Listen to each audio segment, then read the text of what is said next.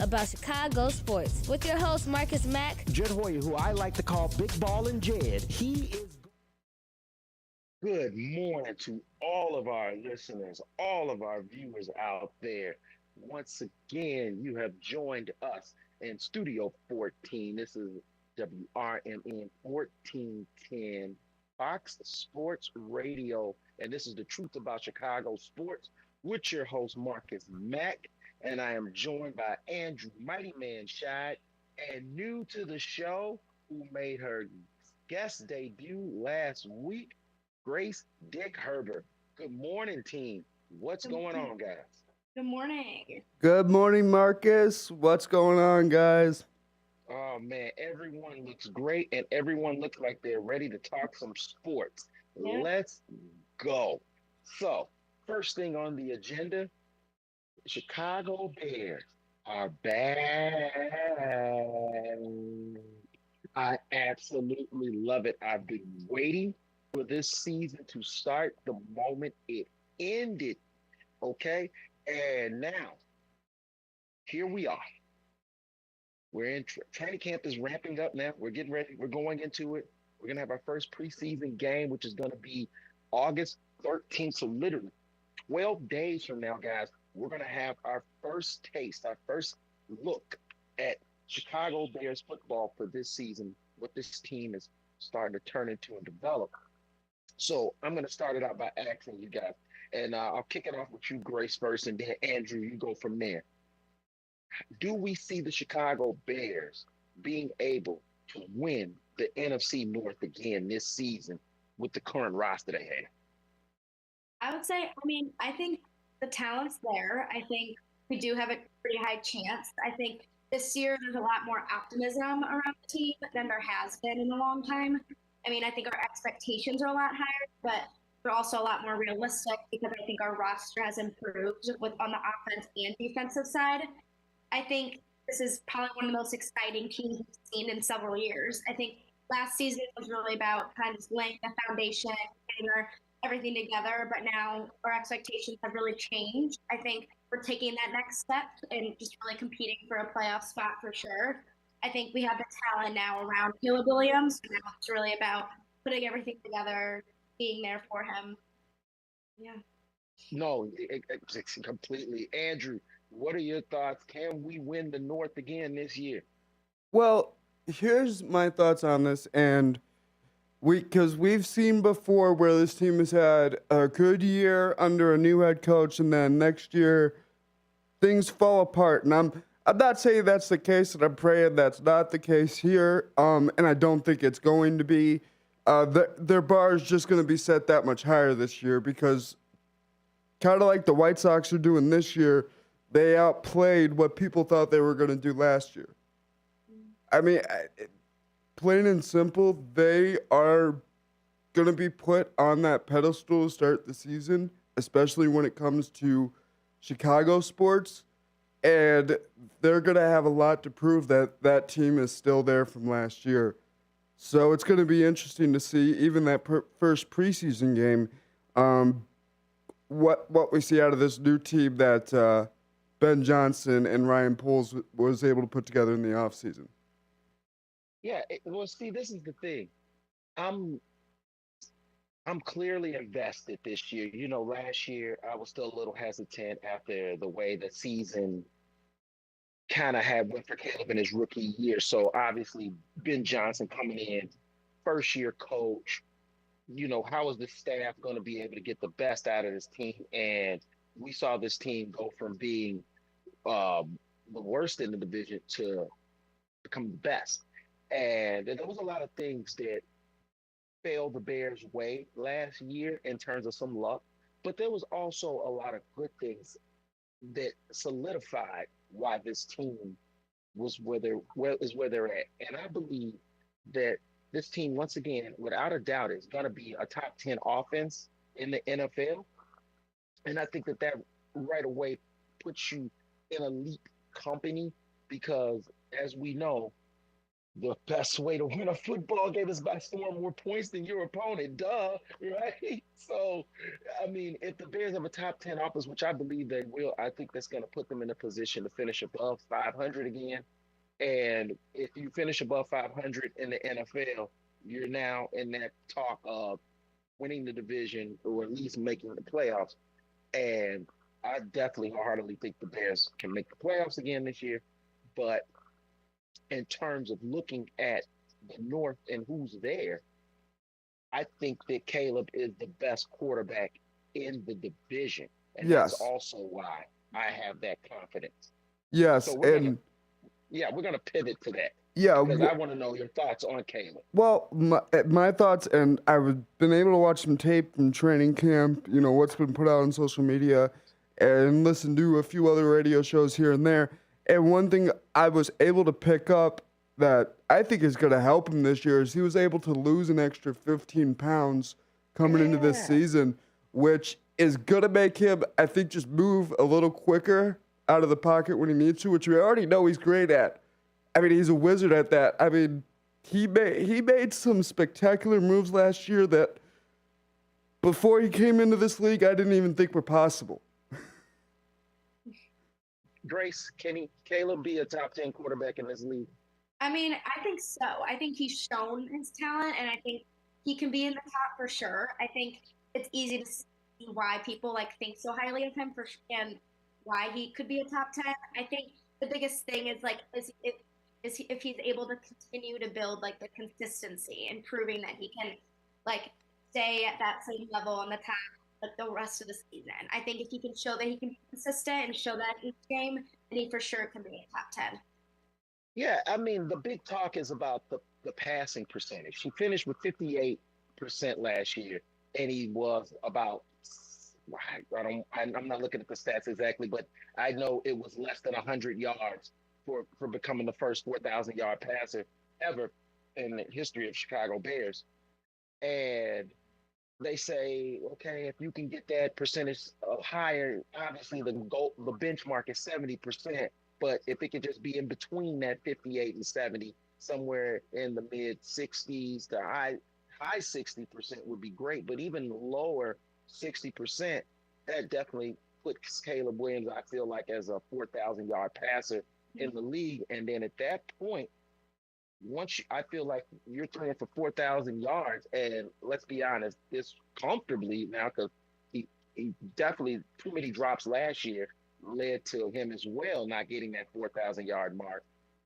We're talking about a top 10 quarterback at that point. All right, so let's go around the NFL real fast. Who's better than Caleb? Who do you got for me, Andrew? Just right up the top of your head, give me three guys that's better than Caleb. You want me to give you three? Okay. Three quarterbacks. Okay. If you watch three, I gotta think for a sec. But one that might be a little better than him right now because he has that experience level might be Patrick Mahomes. Okay. I think another one that is still kind of, oh God, now you really got me thinking here.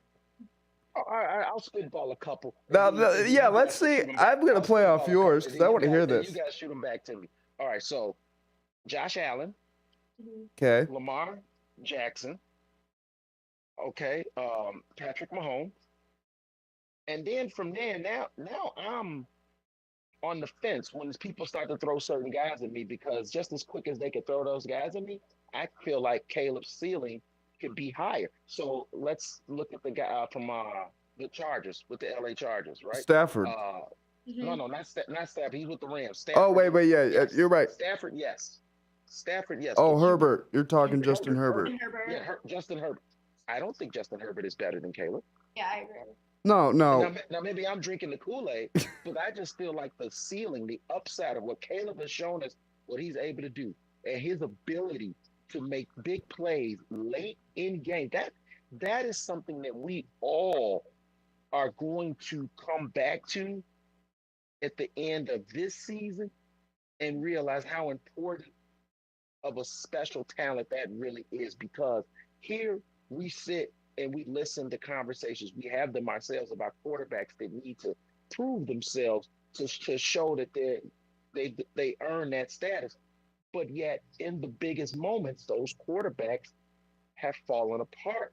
Josh Allen, Lamar Jackson, and the only quarterback really that I've seen perform like Caleb Williams in the fourth quarter with the pressures on, Patrick Mahomes, who's going to future Hall of Famer, Matt Stafford, future Hall of Famer. And then from there, I feel very comfortable with my guy going against pretty much any quarterback in the NFL. Without a doubt. I mean, I would say I agree too. I think he's definitely in the top 5 at least. I mean, I agree, kind of top 3, like you were saying. I mean, yeah, I think he has a lot more skill than a lot of them that are below. I mean, I know he has as much like experience as a lot of them, which shows how he should be in the top. The fact that he hasn't played as long as some of these other guys, he's still higher than them. I think that shows a lot. Yeah, the ceiling is because we know, okay, we know what Josh Allen's ceiling is now. We know what Lamar Jackson's ceiling is. Same with Patrick Mahomes. We know where these guys are. Justin Herbert, you name it. You pick a guy, Tua Tagovailoa, Kyle Murray. Any quarterback that's been in the league at this point, past 3 years, even Jaden Daniels, who he was drafted with. I mean, you know what these quarterbacks now are capable of, and I still feel like Caleb's ceiling is higher than any of these like the plays that I've seen this guy make. The fact of, like Andrew pointed out, him being able to make plays with his legs as well, and the guy's elite arm talent. Oof, I'm really excited. So going into camp, we know there's going to be some battles, and here we are again, another season, guys and gals. The left tackle position is in question. How is this humanly possible? How did we end up here again, Andrew? Another season and we're talking about the left tackle position. You know, you couldn't have waited till like the first preseason game to ask that question. Till I knew who they were going to throw out there. Exactly. We don't even know. That's the whole point. We don't even know who they're going to throw out.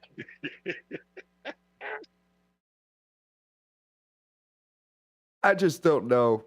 But here's one thing I'm going to allude to. The 13th of August, guys, that's going to be a busy day for Chicago because you got Bears' first preseason game. But when we get into baseball talk, there's another event going on the South Side that day that's really big for South Side fans, too. But going back to what you said, at left tackle position was a question pretty much all of last year. It was kind of a rotating door. They weren't sure what was going on over there. And who knows? Maybe they figured something out in training camp that we don't know. I'm curious to see in 2 weeks who they throw out there.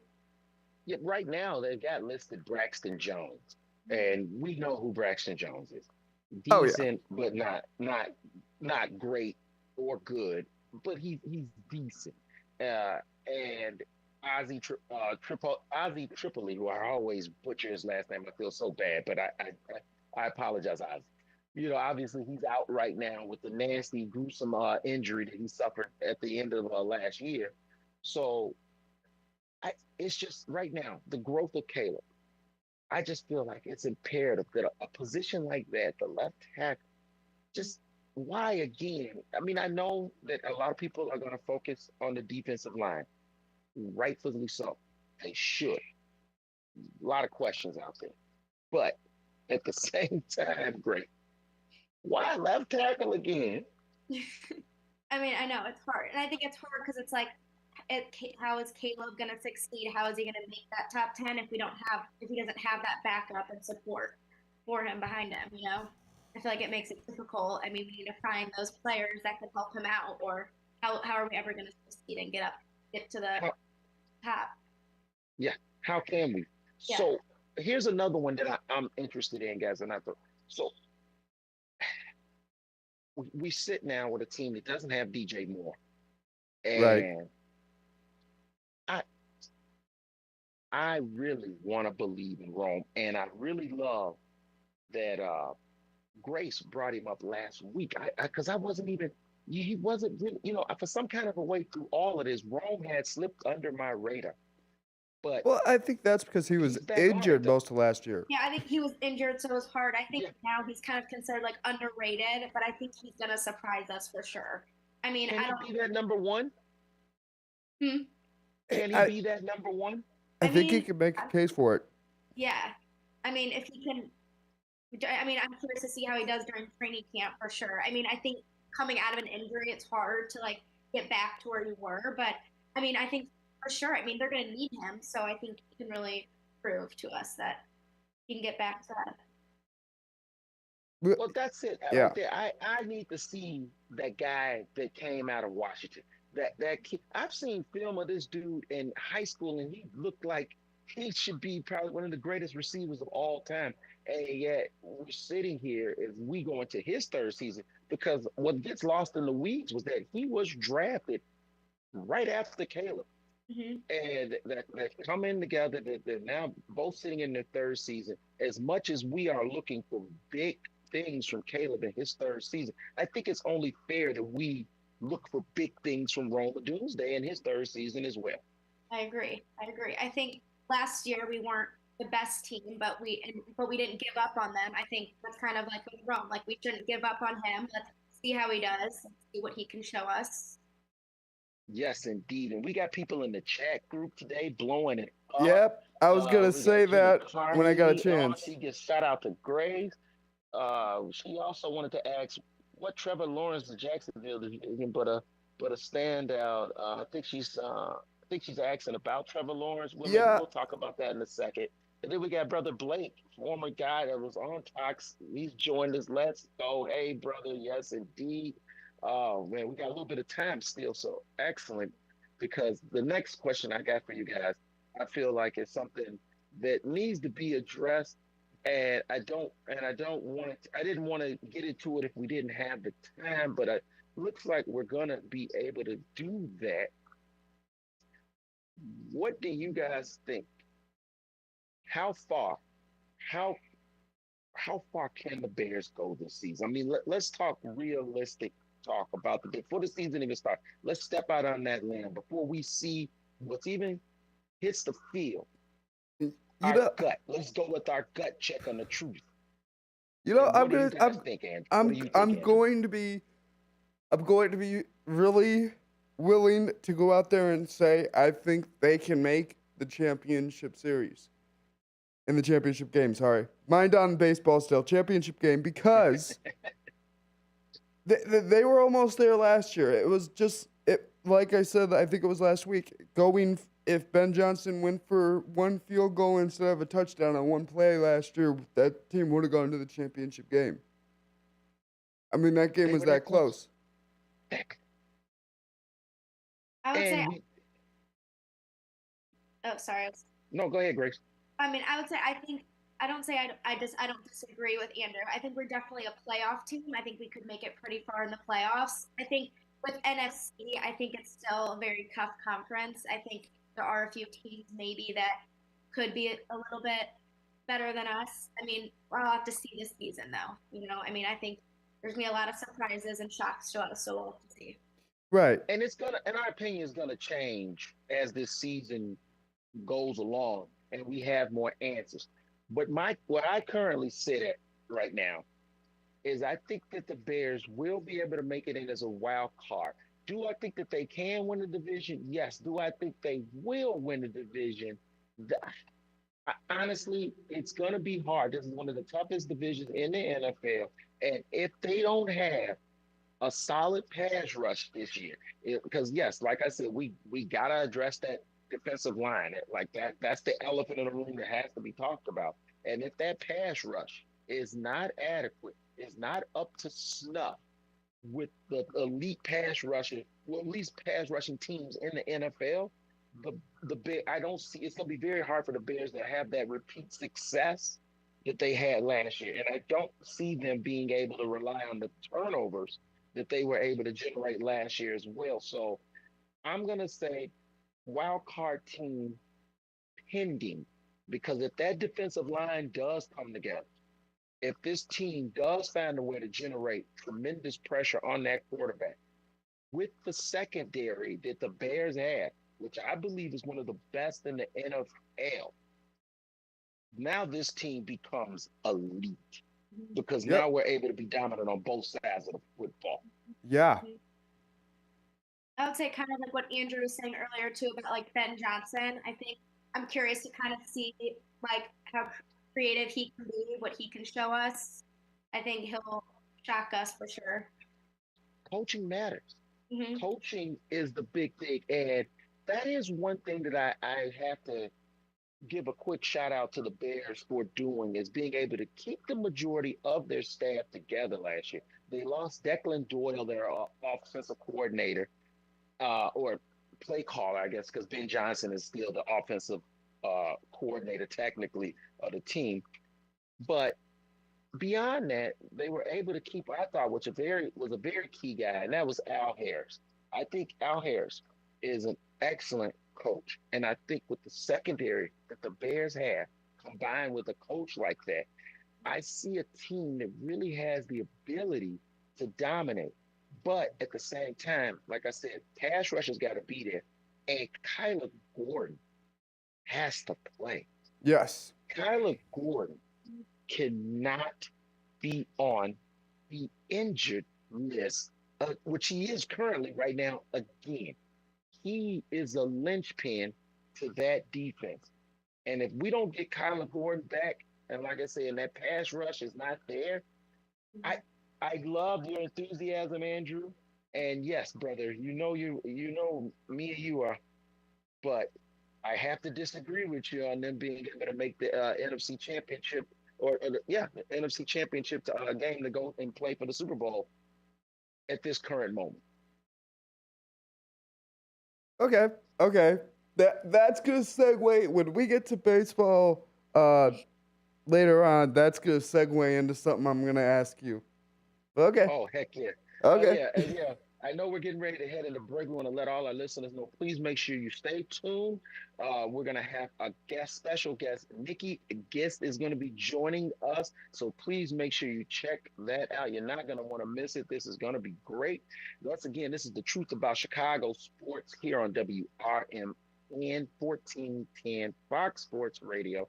As you're listening to your host, Marcus Mack, and I'm joined with Andrew Mighty Man Shy and Grace Dick Herbert. Grace, we got to get you like some cool name. It's got you like now you're talking Chicago sports. You know, we've adopted you on the South Side.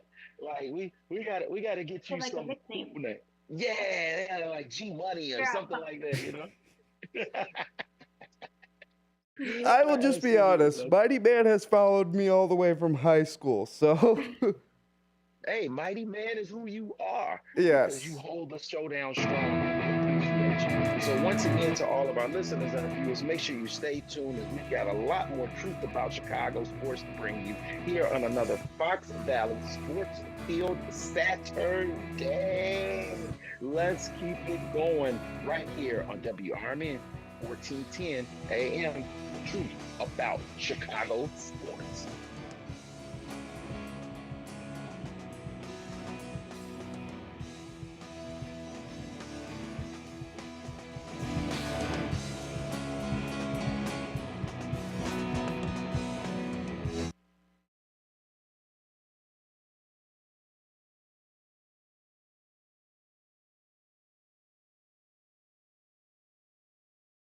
Progressive presents the Sports Flash on News Talk Radio 1410 WRMN. 2-1 win for the White Sox over the Yankees in 11 innings. Chicago able to walk off the win for the second straight game. This time, Tristan Peters drew a bases-loaded walk. And Sir Anthony Dominguez pitched the scoreless ninth for the win. Result moves Chicago 2 games ahead of Cleveland to top the American League Central. Randall Grichuk had a pair of hits for the Sox. Starting pitcher Sean Burke didn't allow a run on 3 hits. He struck out 10 and walked 2 over 6 innings. The Sox will send righty Eric Fedde to the mound today against Rays right-hander Nick Martinez at Tampa. In 10 innings, the Cubs doubled up the Cardinals 4-2. Alex Bregman drove in the go-ahead run with a 10th inning double. Nico Horner had 3 of Chicago's 11 hits. Ready Javier Assad allowed a run on 6 hits over 4 1/3, while Card starter Andre Palante went 6 1/3, allowing 2 runs on 7 hits. Save big when you bundle auto and home, renters, or condo with Progressive. I'm Chuck Sanders on News Talk Radio 1410 WRMN.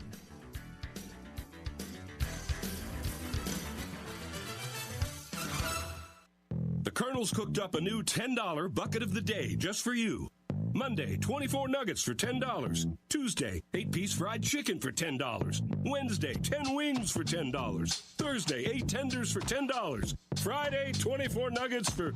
Oh, you guessed it, didn't you?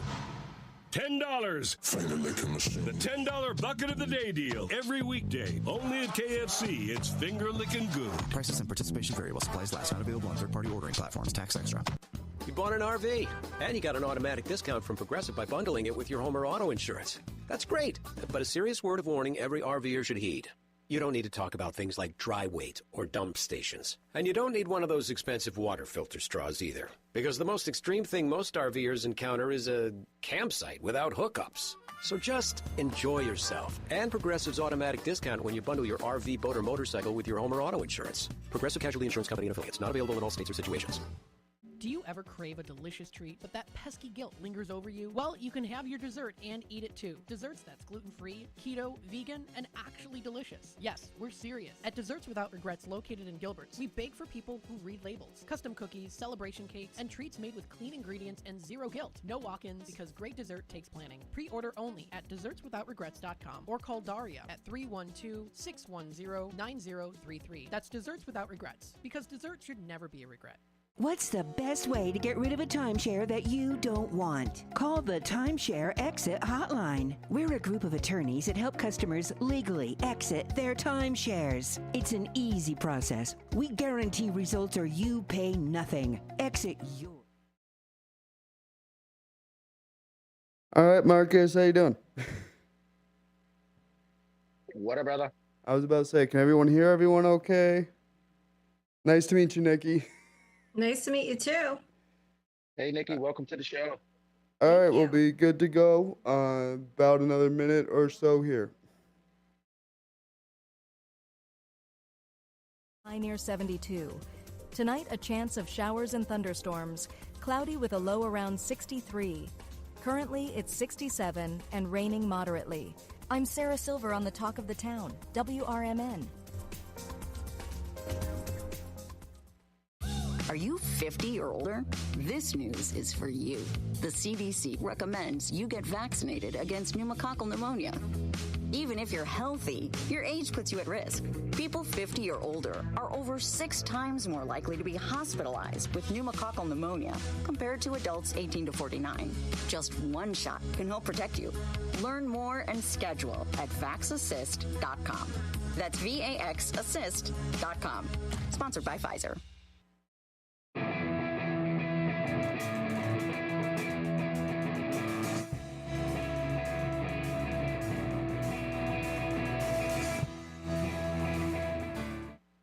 Back to the show. This is the truth about Chicago sports here on WRMN 1410 AM.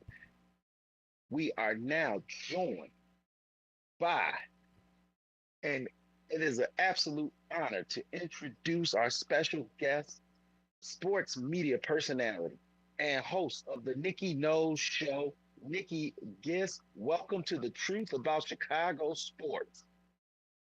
Hey, Marcus, how are you? Thanks for having me. Oh, man, great. And so great that you could join.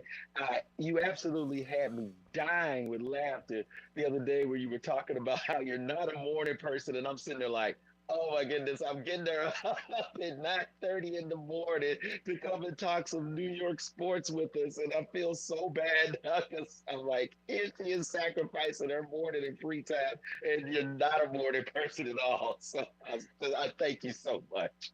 I know you sent me the time and I just went, okay, no problem. Okay, well then we won't keep you going because they know it's early. So let's just jump right into it. First thing that I wanted to know about, really, because it's been what I don't know, it was over 50 years since the Knicks had won a championship. And when it happened, I saw the celebration. I saw how the city just seemed like they just exploded with excitement. But obviously, we're Midwesterners. We're from Chicago. So, what was the real vibe like? What has the city been like? What's the impact been for the New York Knicks winning the NBA championship? Oh my God. I mean, I personally waited my whole life for this moment. This city was electric, on fire. There was just nothing like it. Is this the greatest New York Knicks team ever? Like, are they immortal? Are they just rock stars forever now? Oh God, yeah. Immortalized. Yeah, I definitely because you're right. Brunson has to have a statue. He has to. I can't even tell you, unless you were in the city or the surrounding areas, just the fans and just how electric it was. And we were having FIFA at the same time. So the city was just on fire. So, if the Knicks don't win another championship for 10 years, what you're telling me is you're good. You're set. I'm good. And you know what? I can relate to that, especially us being me and Andrew, we're White Sox fans. And, they're the second team in the city. Everybody loves the Cubs. But it's like we saw that championship in 2005. And honestly, I Yep. love it. I love that they're playing good again. But if they never won another championship in my lifetime, it's like I know deep down I'm good. Yeah, I got I to got see to it. see something. I got to see it. Yeah, you got to see it. I could, God forbid nothing happens, but if I got hit by a bus tomorrow, I'd be all right. So I have to ask you, did you at one point, because I know, okay, the season, they got hot and it's like, wow, they really could do it. But at one point in your fandom, did you really think this team's probably never going to win an NBA championship? Oh yeah, I was January, February, like this, get rid of Mike Brown. This is never gonna work. And then all of a sudden they got hot. And And now you're that's all it celebrating. is. You guys know a team gets Yep. hot at the right time, they catch fire, and they win championships. And That game 4 against the Spurs. Did you watch that game? yes, every one of them. Oh my God. The tip in. I still watch the tip in. It still gives me goosebumps. It Yes, still same. gives me goosebumps. So we're going to transition from the Knicks winning the championship, and we're going to talk about the other love of New York. And this is something that has pained the fans for a little bit, although the Giants have produced some championships in the previous years. What is the vibe, the feeling for New York football? Start with the Giants and then tell us what the vibe is for the Jets. So Giants are excited. As you know, Brian Dable's not there anymore. We have John Harbaugh. As I like to say, the adults are in the room now. John Harbaugh knows how to put together a winning team, a winning roster. So we're all looking forward to a lot of change that has gone through that building and that will continue to happen. And so on the Jets side of the ball, is there any hope or is it just same old Jets? There's hope. The Jets I know, but the Jets believe that Geno Smith is going to stabilize that offense. I kind of feel like Geno Smith at this point has become that quarterback that makes it interesting enough until you can get the draft pick you want. And it kind of seems like that's what's going on with the Jets, where it's kind of like, okay, we didn't like the quarterbacks in this year's draft class after Mendoza, so we were just gonna get a really good football player on our roster, and let's get a veteran like a Geno Smith who can segue and has no problem when we draft that rookie, helping him, and then eventually finding his way to either another team or holding the clipboard. Right. And he's okay being that bridge quarterback, which they will absolutely need. But you have Frank Reich there now as offensive coordinator. And they really want a balanced approach on the offense. So look for that ball to be distributed evenly. Do you think John Hardball is the answer for the Giants? I mean, is that all it is, or I mean, do they have the right quarterback as well in Jackson Dart? Harbaugh has to be the answer, Marcus. I can't keep doing this. Just, where do you go from here if it doesn't work? He's got the pedigree. Right. And that's the one thing that we know with John Harbaugh. He's got the pedigree. He's gonna get the best out of his players, or at least he's gonna demand that. At this point, I've seen some flashes from Jackson Dart. Now, you obviously get a chance to see and learn a lot more up close. What is your feeling on Jackson Dart at this current moment? Can he become an elite quarterback in this league? I think so. I think now he's got Matt Nagy there as offensive coordinator. Maybe inject a little Mahomes into his style, but I think he just needs to play smarter football, and I think he's going to do that. And the Giants didn't get a full season out of him, so this is the first year we'll get a full season. Speaking of smarter football, Cam Scattergood, what is that guy? I was waiting for you to ask that.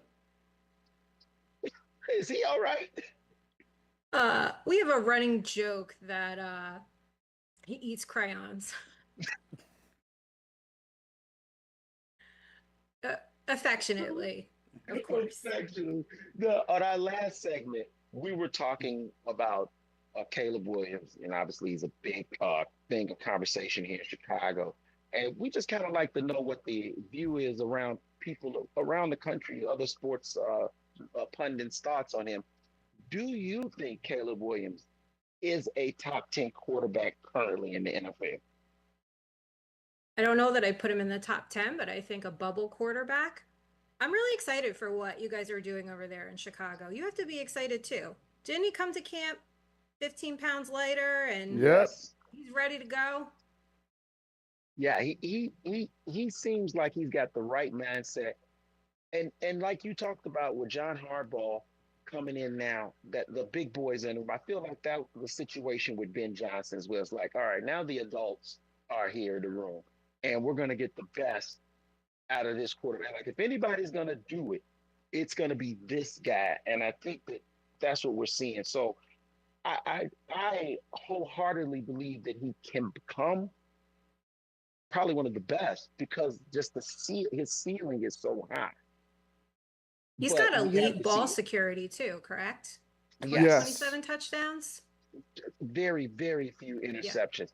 Yeah. The kid knows how to play the game, and he's clearly got the winning gene in his body. So we're definitely hoping for big things for him. I know Andrew has a question for you, Nikki, so I'm going to throw it over to Brother Andrew. Yes, going to the sport that's currently going on, with the Yankees just taking two of 4 from the White Sox, splitting that series. Now they start a series today against the Cubs. Are they okay without Aaron Judge being in that lineup right now, and they don't even know when he's going to be back?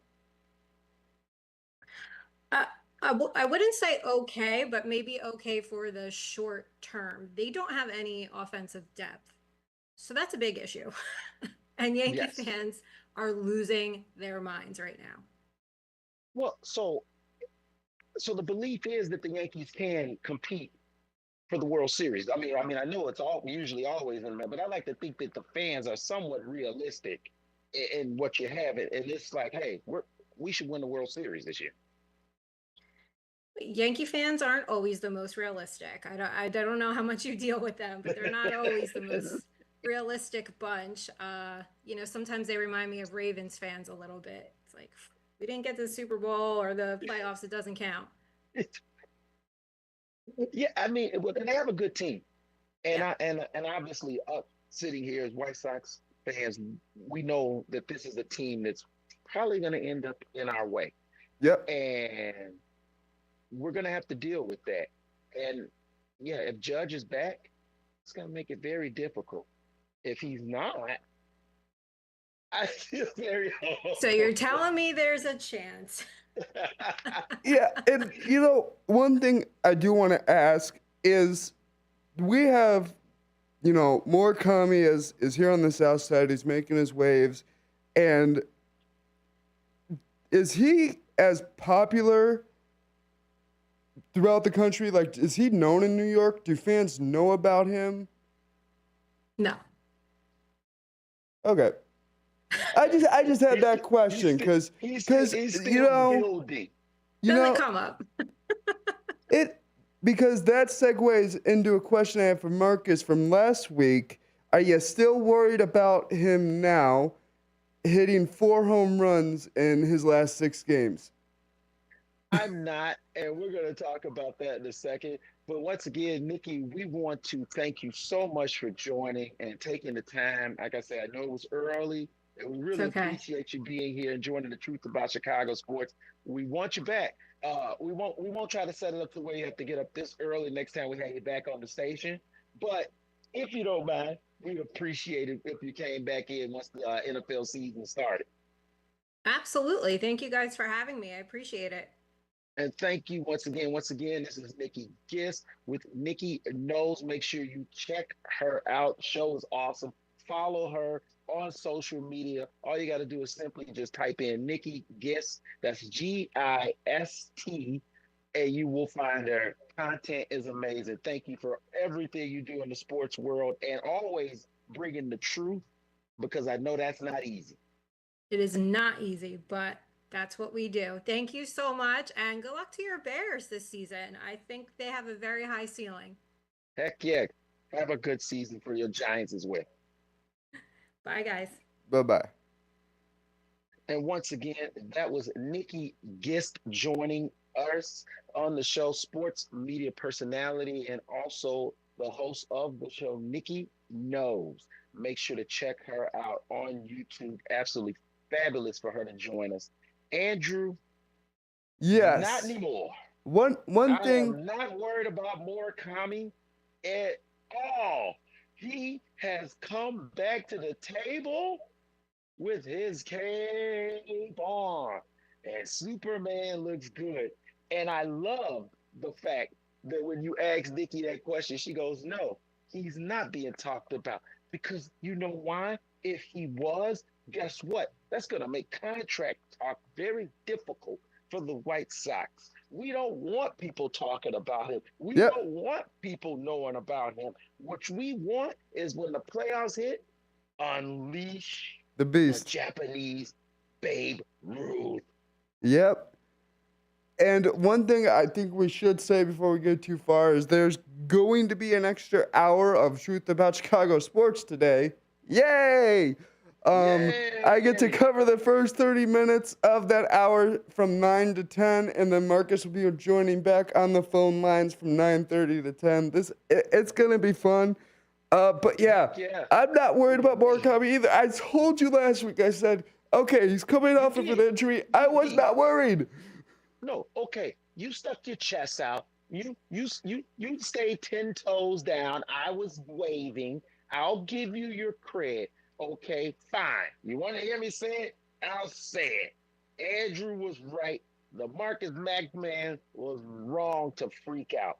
But you know what?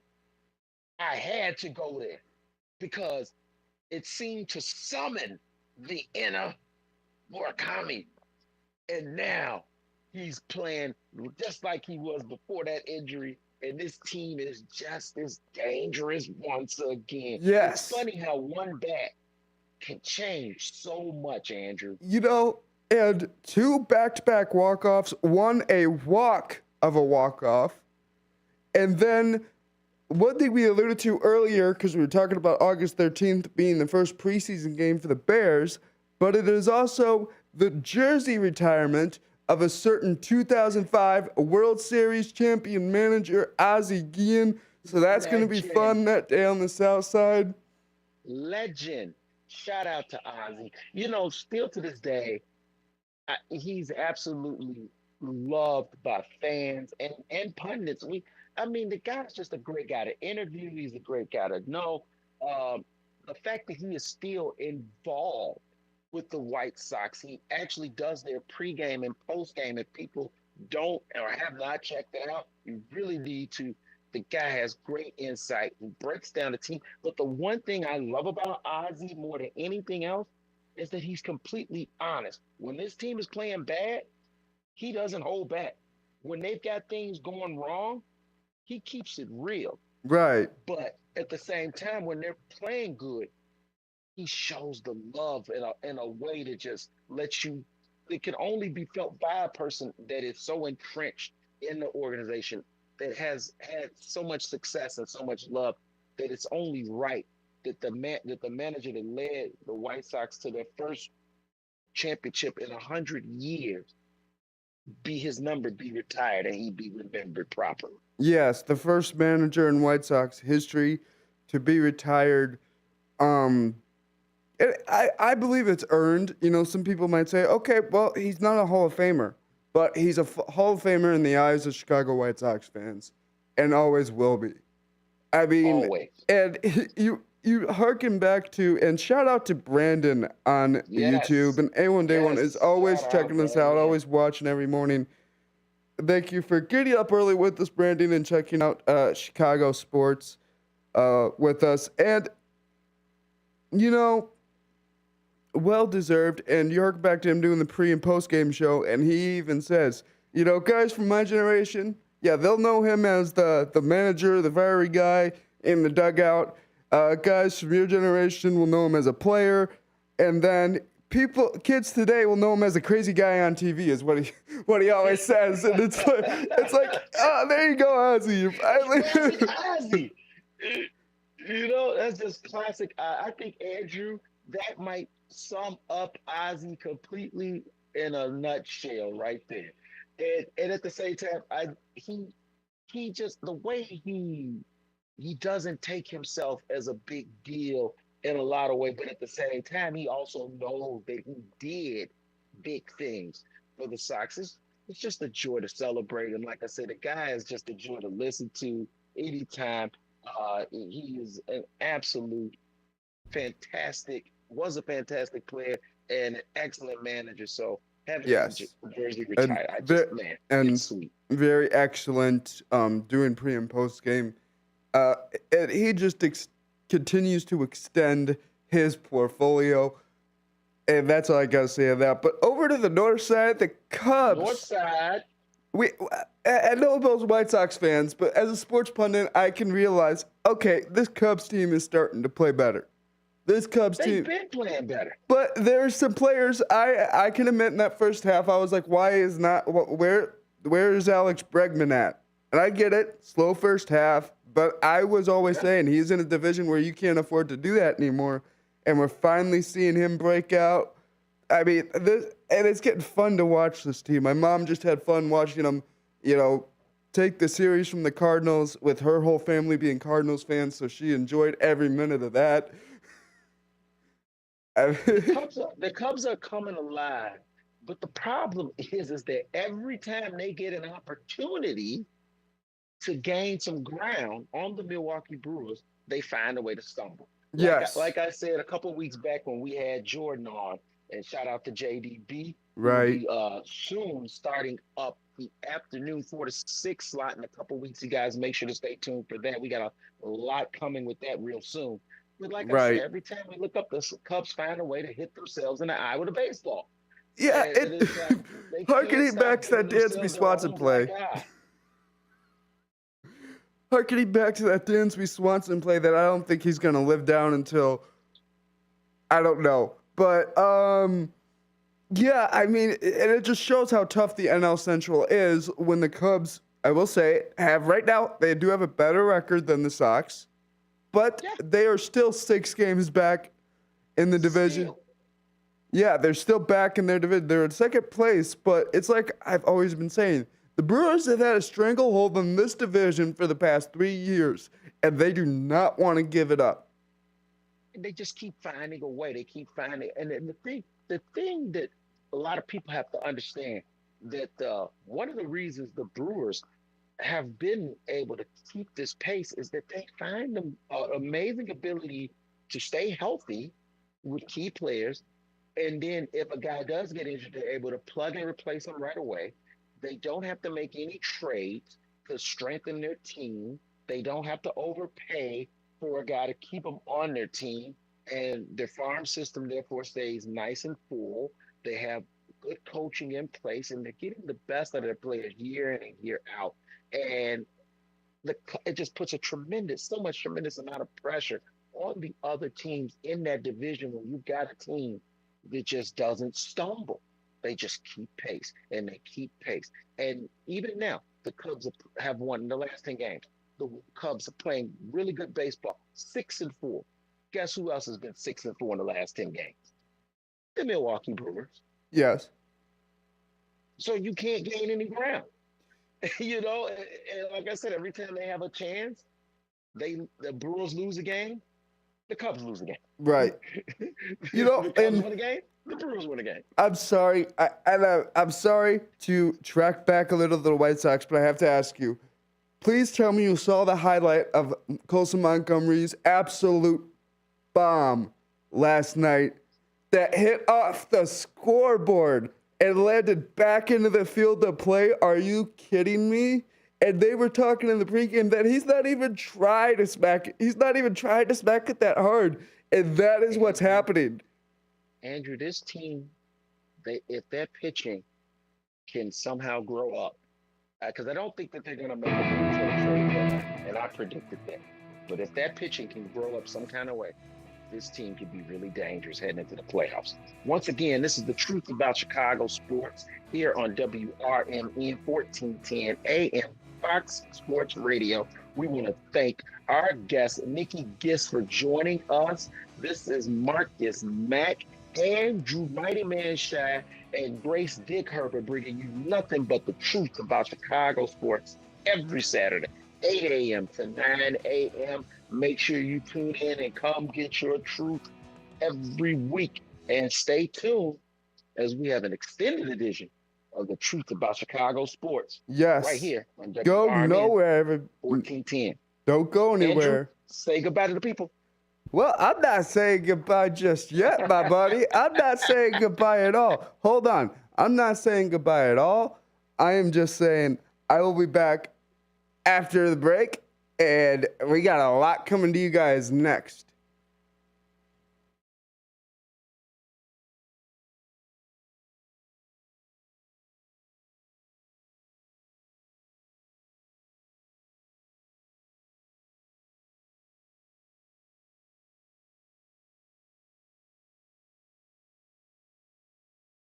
Why is it not firing? Why is it not firing off? The road ahead can be unpredictable, but with the right partner, you're always moving forward. At Heartland Bank in Hampshire, we're with you. Every mile, every milestone. From savings to small business lending, we offer local decisions and personal service that gets you where you're going. Stop in at 819 Warner Street or call 847-683-4444. Heartland Bank, proud sponsor of America's First Responders Fest. Hey Bears fans, want your business heard during every heart-pounding moment of the game? WRMN 1410 is now offering in-game ad spots for Chicago Bears broadcasts. Be a part of the action as thousands of die-hard listeners tune in each week. Whether it's a touchdown, turnover, or a timeout, your message will be right there in the mix. Spots are limited and going fast. Call WRMN 1410 today at 847-741-7700 and score big with in-game advertising that delivers results. Get in the game with the Chicago Bears on WRMN AM 1410. Your hometown radio station since 1949. We are WRMN AM 1410, Elgin time, 9 o'clock.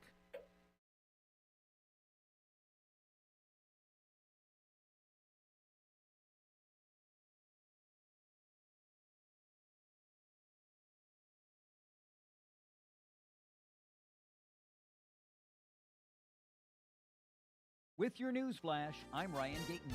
Brought to you by KFC. Funeral arrangements have been announced for former Elgin City Council member Susan Moylan, who died Monday at the age of 84. Moylan served 2 terms on the council from 1985 to 1993 and later served on the Gale Borden Library Board. She was also known for decades of community service with organizations including Rotary, United Way, and PADS. A funeral mass will be held Saturday at St. Thomas More Catholic Church in Elgin. Moylan is survived by her 4 daughters, 11 grandchildren, and 2 great-grandsons. Food for Greater Elgin is celebrating 15 years of helping fight food insecurity with an open house Friday. The event will offer tours of the pantry, refreshments, and a look at the organization's work in the community. Officials say the nonprofit is expected to serve more than 150,000 guests this year. The Client Choice Pantry provides families with items including fresh produce, dairy, meat, and shelf-stable foods. The celebration runs this afternoon at the organization's Commerce Drive warehouse in Elgin.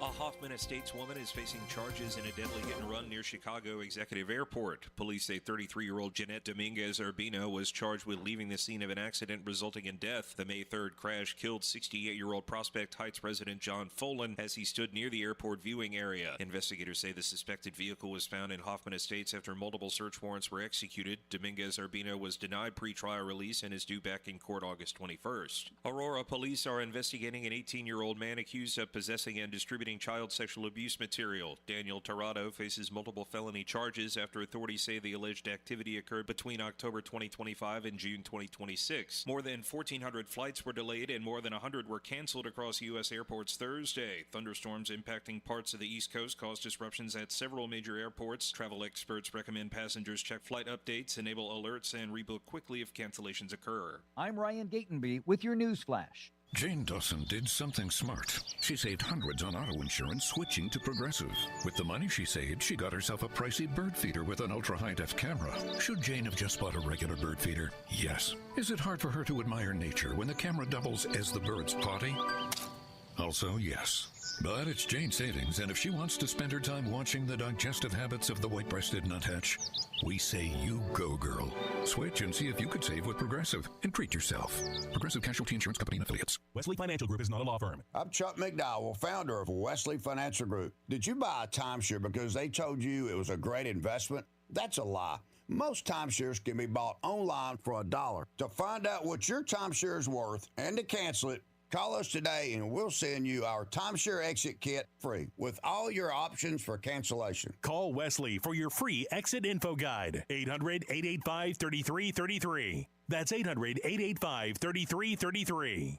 Progressive presents the Sports Flash on News Talk Radio 1410 WRMN. In 10 innings, the Cubs doubled up the Cardinals 4-2. Alex Bregman drove in the go-ahead run with a 10th inning double. Nico Horner had 3 of Chicago's 11 hits. Reddy Javier Assad allowed a run on 6 hits over 4 1/3, while Card starter Andre Palante went 6 1/3, allowing 2 runs on 7 hits. The Cardinals open a series against Toronto today with right-hander Kyle Leahy, the scheduled starter. The Cubs send lefty Shota Imanaga to the mound today against the Yankees. 2-1 win for the White Sox over the Yankees in 11 innings. Chicago able to walk off the win for the second straight game. This time, Tristan Peters drew a bases-loaded walk. And Sir Anthony Dominguez pitched the scoreless 9th for the win. Result moves Chicago 2 games ahead of Cleveland to top the American League Central. The Sox will send righty Eric Fetty to the mound today against Rays right-hander Nick Martinez at Tampa. Save big when you bundle auto and home, renters, or condo with Progressive. I'm Chuck Sanders on News Talk Radio 1410 WRMN.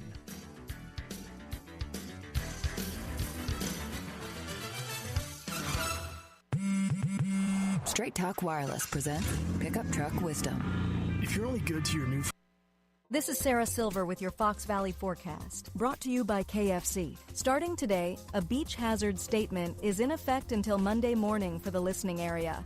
This morning, showers and thunderstorms, cloudy with a high near 72.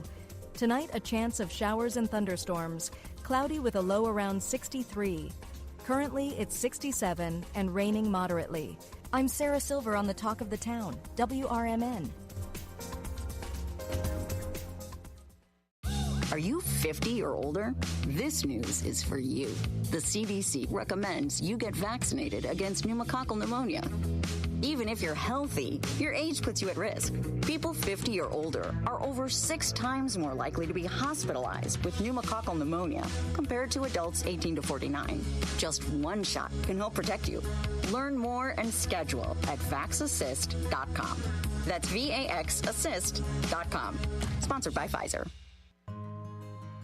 For nearly 50 years, the DuPage Senior Citizens Council and Kane Senior Council have been dedicated to serving seniors in DuPage and Kane counties. Established in 1975, the DuPage Senior Citizens Council is a volunteer-driven 501c3 non-for-profit organization committed to helping older adults live with dignity. From providing nutritious meals to offering support services, the Kane Senior Council is there every step of the way. With programs designed to enhance independence and quality of life, they're proud to make a difference in the lives of their senior neighbors. To learn more or to volunteer, visit them at 418B Airport Road in Elgin or head to their website at caneseniorcouncil.org.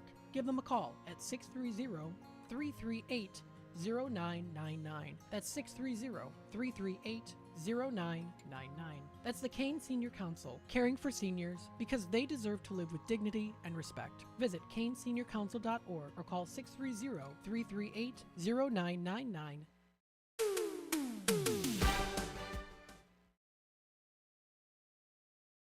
And welcome back, everybody, to The Truth About Chicago Sports. That's right. You get 1 extra hour with me and Marcus Mack and me for the second half hour of the show. I'm going to pick up where Marcus and I left off, and I am your co-host of Truth About Chicago Sports, Andrew Mighty Man Scheid, here on WRMN 1410 Fox Sports in the Fox River Valley. If you want to call in and be a part of this sporting conversation, the call-in line is 847-931-1410. Once again, that's 847-931-1410.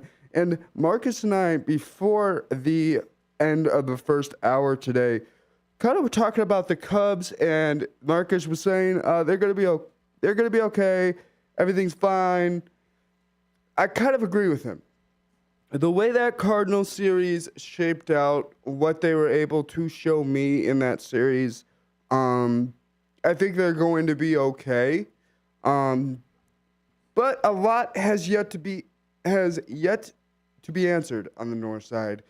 Pitching being a big concern, and now being just days away from the trade deadline, guys. I don't know what the Cubs are doing up in the front office.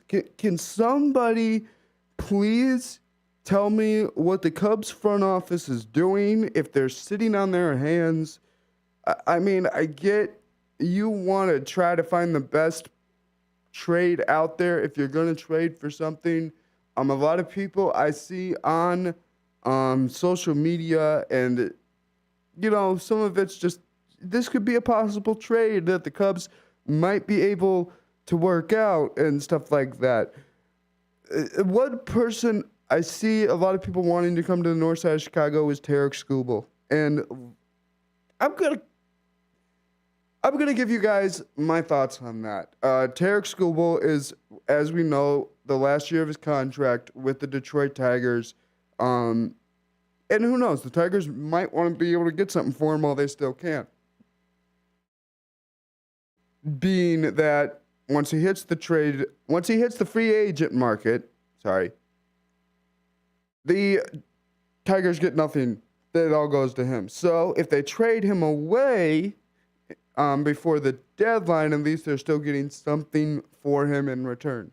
Now, here is one trade, and I don't want the YouTube blowing up at me. I don't want people calling in, blowing up at me. I've just given you my opinion, and it's just my opinion, and we're all going to have our own opinions. That's just the way life works. But I believe this trade could work out if the Cubs do want to take a shot at getting Skubal. If you were to call Detroit, if I'm the Cubs, and say, hey, we're interested in Tarek Skubal. We're interested in giving you Moises Ballesteros and Kevin Alcantara. And let's be honest, those two do have major league experience, but they're nowhere near, in my opinion, major league ready.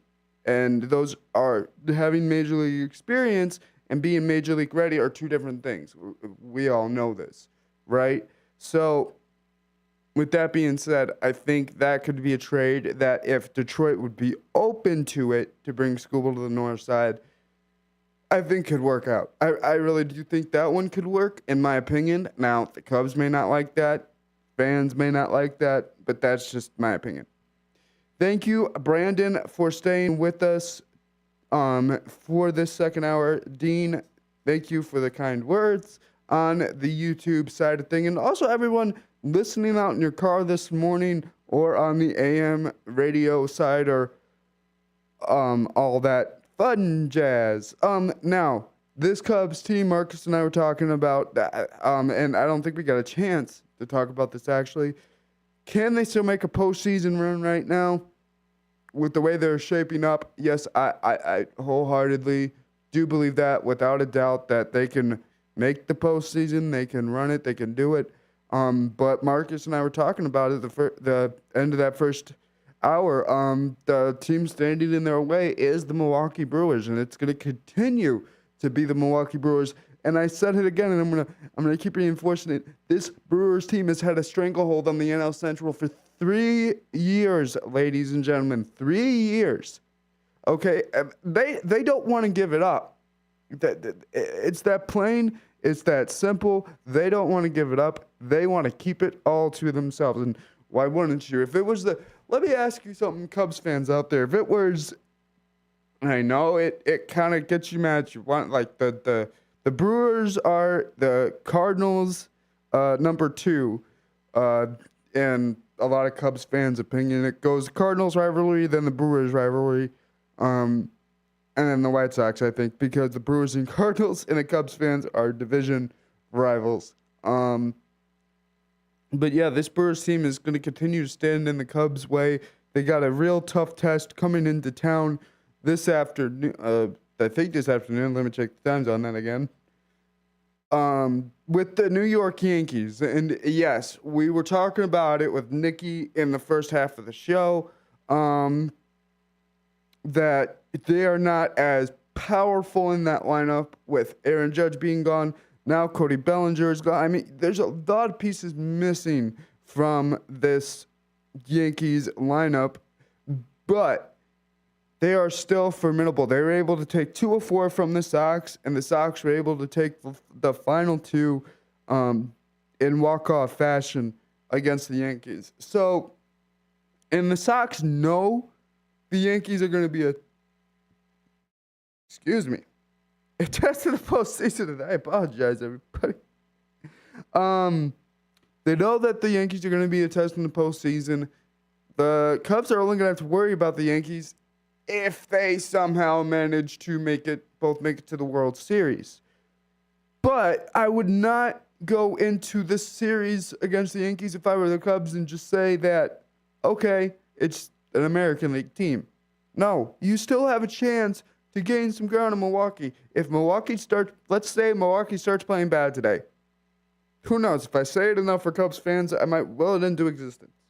Let's say Milwaukee starts playing bad today and the Cubs can start gaining ground. You don't want to fall to a team like the Yankees and lose that opportunity because we've seen it on the South Side. I can't tell you how much it pains me to say it, but we could have like a 7 to 6 game lead in the AL Central, and the Sox at times have dropped so many opportunities.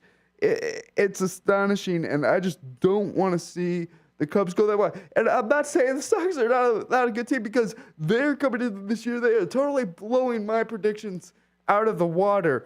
I mean, I am completely having fun watching this White Sox team. But it has to be said that they have blown some opportunities this season that turned into losses that could have been wins. But just being honest. But this Cubs team, they have a tougher test with the NL Central, and they're just going to have to fight and fight and fight and fight. And the question is going to be, do they have that in them, right? And I believe that in some cases they do, and in some cases they don't. I think if they go out in the trade deadline and find themselves some pitching, both to put in that starting rotation and to put in that bullpen, I think the Cubs will be okay. But the Cubs, going into the postseason of last year, that bullpen was a question. Pitching is still a question this year. I get it. They've had a lot of injuries. I'm not putting anything, but I'm not trying to blow past that. because that is a big piece of it. But you need to be able to have depth, and not only depth in your major league system, but depth in your minor league system. And I think the Cubs spent so much time building this major league team we see today with what they had in the minor league system, that their minor league system has kind of dwindled and is non-existent. You got Ballesteros down there, you got Kevin Alcantara down there, and I think those are your two best pieces right now in your minor league system for the Cubs, in my opinion. But the Cubs are going to have a lot of work to do moving forward. Can I believe they can get past Milwaukee? Yes, but it's going to take some work, and it's going to take some weird and lucky wins against Milwaukee to give the Cubs some help there from other clubs if other clubs can take down Milwaukee. But I want to talk a little more about the South Side now. Munetaka Murakami. I asked Marcus, you guys heard Marcus last week say that he was worried about Mooney because he hadn't hit a home run and all this and all that. And I told him, and it felt good to say, hey, Marcus here, Marcus say that, yeah, you're right, Andrew. I was wrong. I shouldn't have been worried. And boy, let me tell you, that felt so good to hear. With all love to you, Marcus, it did feel good to hear. But he's got 4 home runs in his last 6 games. And let me tell you something. His bobblehead day, he hit 2 jacks. He hit 2, ladies and gentlemen. So if that's any indication of how Mooney will play if you give him a bobblehead day, please, can we just make like a bunch of random Munetaka Murakami bobbleheads and start just giving them away, like maybe 100 to 120 games a year? Because that would be awesome.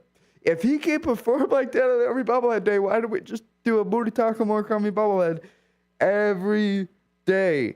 And, I mean, this city is embracing Mooney, and we've talked about it so much. I think that he is just going to continue to blossom, and it hurts to think what could have been if he didn't go down for that month or so with the hamstring problem. And it hurts, but, he's back. Sox are playing good. They won last night. They won in dramatic fashion. Andrew Benintendi got his first home run since, early June. That was nice to see. And Benny being the elder statesman on this club. And let's talk about that for a second, right? Andrew Benintendi is the oldest player on this White Sox team. They look at Andrew Benintendi and Randall Grichuk to kind of be those 2 players in the locker room that players could go to, okay? You could go to Benny's locker, or you can go to Grichuk's locker if you have a question, and they'll try to answer it best they can. Benny's got his 10 years of service time, and that's an amazing mark to think not a lot of players get there.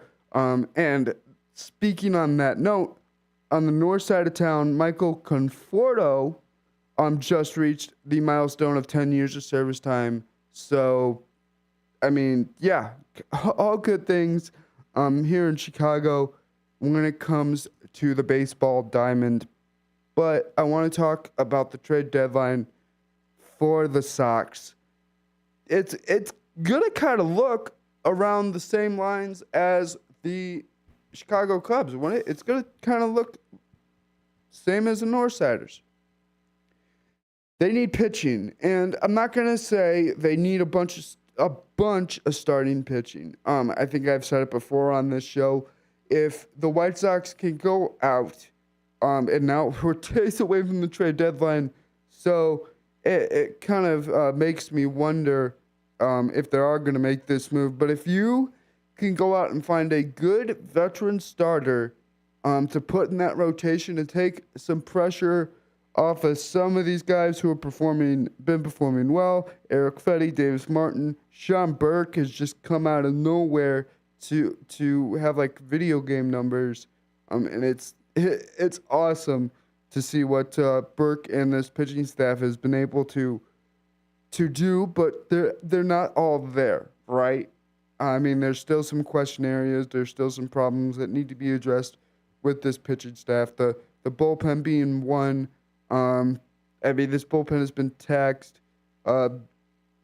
Was really taxed in that series against New York with 2 extra inning games back to back. And I will be honest, when I saw Sir Anthony Dominguez come out in a high leverage situation, I was like, oh no, what are we going to see? Because you never know, right? With Dominguez, it could be, okay, I'm coming out, I'm firing on all cylinders, or I'm just going to come out and smurf the bed. So, that really worried me. He was able to get out of it, had a good outing. But, yeah, I mean, pitching is going to have to be answered. Pitching questions are going to have to be answered on both sides of Chicago going into this trade deadline and moving forward into the second half of the season, because both of these teams are in playoff contention. The Cubs hold the wild card spot and are atop the wild card race in the NL division, and the White Sox hold a 3-game lead in the AL Central atop that division. So, and it just shows you, Marcus and I were talking about it, how big a problem the Cubs have in their division, or how much tougher it is for them, because the Cubs have a better record.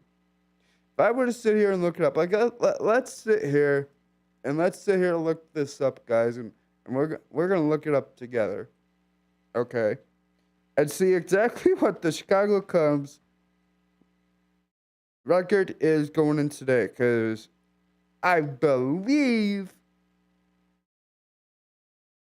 that they are very close to a 60-game season right now.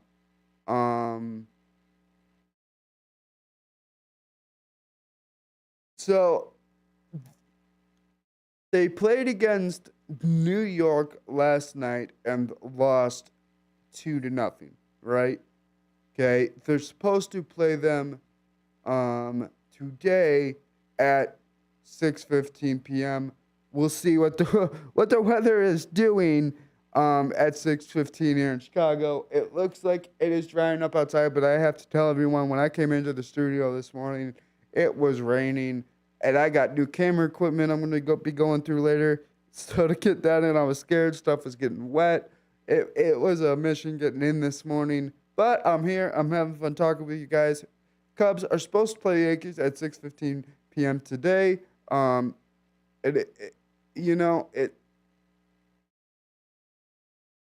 It's going to be a test. If you could take these next 2 from the Yankees, and then you got the Dodgers, okay? You're going up against the Dodgers after the Yankees, which is a big test. It's a big test. You're going against the defending World Series champions that are going for a three-peat this year if they can continue to be playing the way they are. But I think that these next 4 or so games, 5 games are going to be a test for the Cubs. You got 2 against the Yankees and then another 3 against the Dodgers. But it's going to be a test, and it's going to be interesting to see what this Cubs team can put together. But going back to their record, I know they're doing better than the Sox, and I totally forgot off the top of my head what their record is right now. They are 60. Okay, so they are already above 60 games at 62-48, and you're still 6.5 back. So Marcus and I were a little off there. They're 6.5 back. They're not 6 back, so They are half a game more back now. But I think here's where the good news is for Cubs fans. The Pirates are 14 back from first place. So I think the Cubs have a good hold on second place, but it's catching the Milwaukee Brewers right now, who are 68 and 41. And it's going to be a test. And they're both like Marcus said before, they're both 6-4 in their last 10. And when you look at it, their home splits are almost the same. Their away splits are almost the same. The Brewers are 36 and 20 at home, 32 and 30 and 21 on the road, and the Cubs are 30 and 23 at home and 32 and 25 on the road. So I mean, I think this Cubs team can match up against the Brewers, but things need to be answered. Like I said, in the bullpen and all that stuff. But I think that they're going to be okay. I think at least, if anything, I think the Cubs are going to make that wild card spot in the playoffs. Because if they can just continue to keep a hold of that wild card spot that they have a hold of right now, I think they're going to be okay to make the postseason. And who knows what's going to happen if this Cubs team makes the postseason. We could see something totally different. We could see a totally new beast wake up out of these Northsiders in the postseason if they happen to get there. But the White Sox, like I said, to round out this segment, there's opportunities missed that I wish were won. They played amazing last night, in my opinion, because I'm with Chuck Garfon and Ozzie Guillen with that Tropicana field that the Rays play, and I'm not a fan of it. It doesn't feel like a ballpark. I'm with Ozzie on that one. It does not feel like a ballpark. I'm always scared when the Sox go to play there. We all know the Rays are number one in the American League. If the postseason were to start today, this is the shocking part. If the postseason were to start today, everybody, the number one seed would be the Tampa Bay Rays in the American League. The number two seed would be the Chicago White Sox. And that is astonishing to think of, that the Chicago White Sox right now are the number two seed in the AL Central. So if the playoffs were to start today, both the Rays and Sox would both get a bye week in the playoffs if it were all to start today.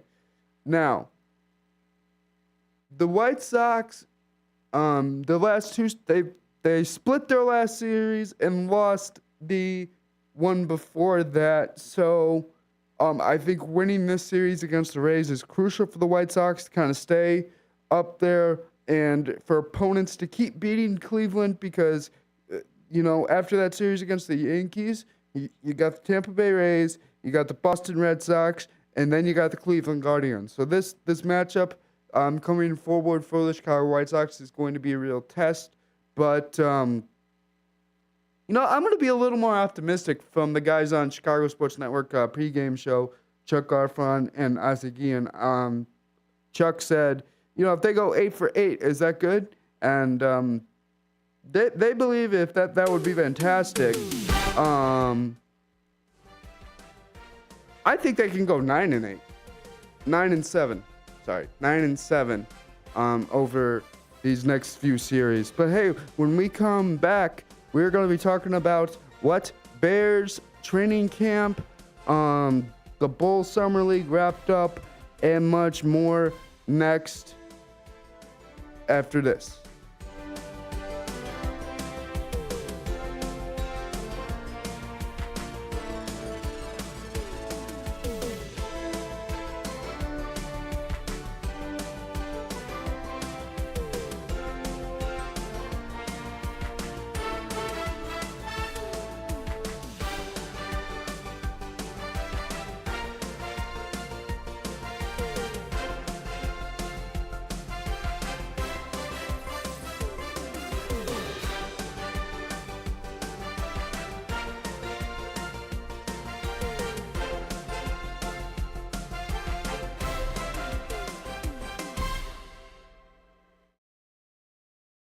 Progressive presents the Sports Flash on News Talk Radio 1410 WRMN. Bears training camp is underway. The team hasn't practiced in pads yet. Roma Dunze says his foot injury is not a concern. 2-1 win for the White Sox over the Yankees in 11 innings. Chicago able to walk off the win for the second straight game. This time, Tristan Peters drew a bases-loaded walk. And Sir Anthony Dominguez pitched the scoreless ninth for the win. Result moves Chicago 2 games ahead of Cleveland to top the American League Central. Randall Grichuk had a pair of hits for the Sox. Starting pitcher Sean Burke didn't allow a run on 3 hits. He struck out 10 and walked 2 over 6 innings. The Sox will send righty Eric Fetty to the mound today against Rays right-hander Nick Martinez at Tampa. In 10 innings, the Cubs doubled up the Cardinals 4-2. Alex Bregman drove in the go-ahead run with a 10th inning double. Nico Horner had 3 of Chicago's 11 hits. Save big when you bundle auto and home, renters, or condo with Progressive. I'm Chuck Sanders on News Talk Radio 1410 WRMN.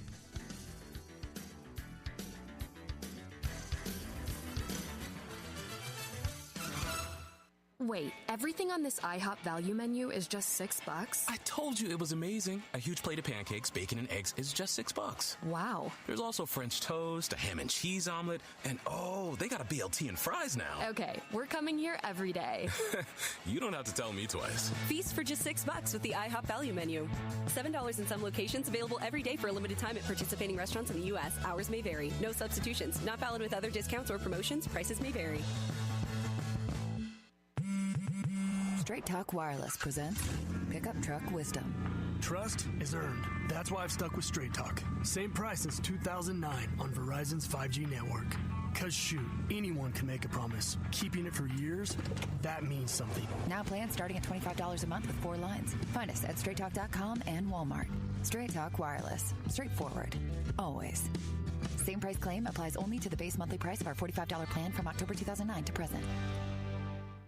Does your car need a shine? At Britain's Touchless Car Wash, they make it quick, easy, and spotless every time. And they're open 24/7 for your convenience.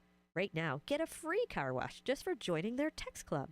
Text BRITT to 30400 and enjoy a free car wash.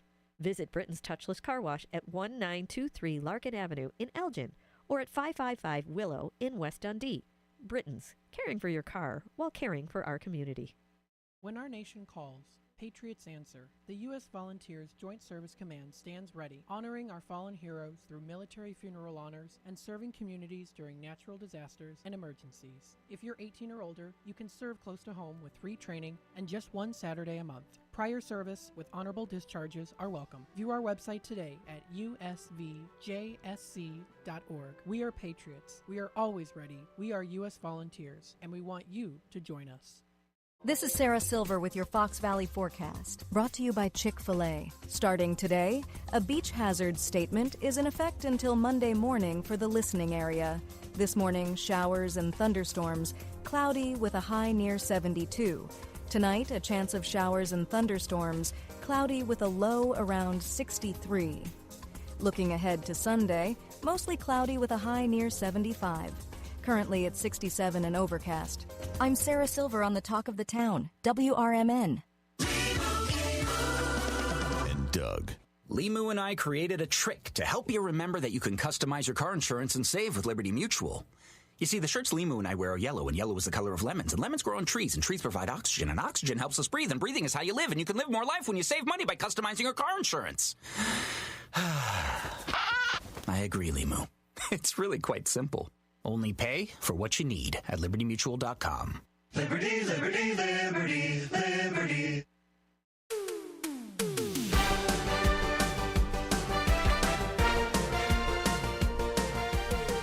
Hey, welcome back, everybody, to The Truth About Chicago Sports. I am one of your co-hosts, Andrew Mighty Man Scheid, and with me on the phone line is Marcus Mack. How you doing, Marcus?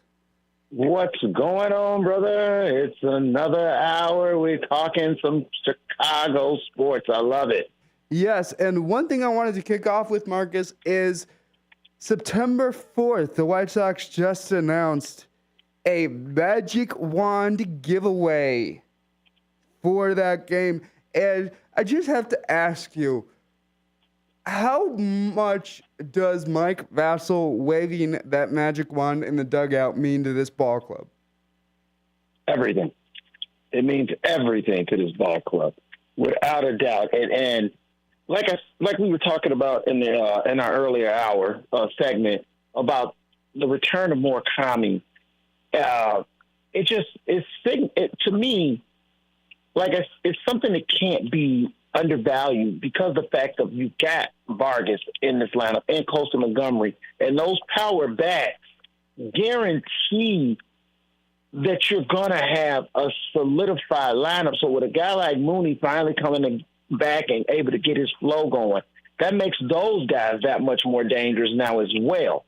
And so this team, if they were to make a move at the trade deadline, which I don't feel like they are. I don't feel like they're going to. But if they were to do that, it would be a situation where I think that this team really could do it. I wholeheartedly believe this team could do it.